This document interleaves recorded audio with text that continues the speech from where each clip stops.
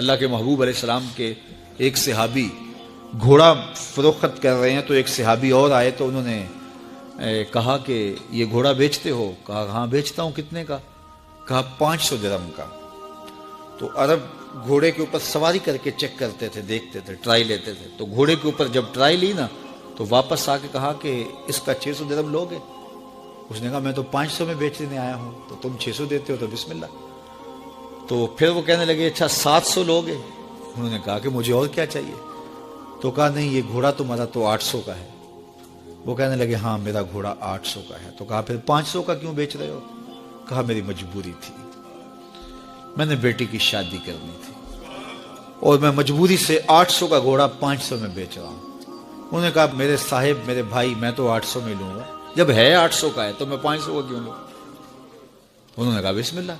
انہوں نے 800 روپے پیش کی اور گھوڑا لے لیا۔ تو کہا کہ میری تو مجبوری تھی کہ میں نے بیٹی کی شادی کرنی تھی اور میں اس لیے گھوڑا 300 سستا بیچ رہا تھا، اور تم نے 800 کا لیا جب تمہیں 500 کا مل رہا تھا۔ کہا میری بھی مجبوری تھی۔ کہا تمہاری کیا مجبوری تھی؟ کہا میرے رسول کا فرمان میری مجبوری تھی۔ کہا کیا رسول اللہ کا فرمان ہے؟ کہا ہمارے رسول نے ہمیں سودا خریدنے کا حکم دیا ہے، کسی کی مجبوری خریدنے کا حکم نہیں دیا۔ آج تو کہتے ہیں جناب یہ 5 کروڑ کی پراپرٹی ہے، وہ تو مجبور ہے بیچارہ اس لیے 3 کروڑ کی بیچ رہا ہے۔ ہم کہتے ہیں بس ہاتھوں ہاتھ اٹھا لیں۔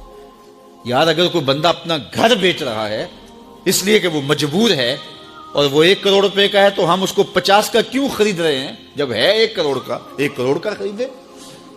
اور جو ساری زندگی لوگوں کی مجبوریاں خریدتے ہیں، فلاں پراپرٹی فلاں کی مجبوری سے خریدی، فلاں پراپرٹی فلاں کی مجبوری سے خریدی۔ کچھ لوگ اس طاق میں رہتے ہیں کوئی مجبور ہو تو اس سے خریدیں۔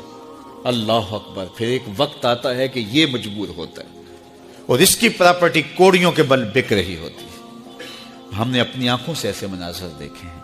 تو کسی کی مجبوری نہ خریدیں، سودا خریدیں۔ طاق میں نہ رہیں کہ کوئی مجبور ہو تو سستا بیچے۔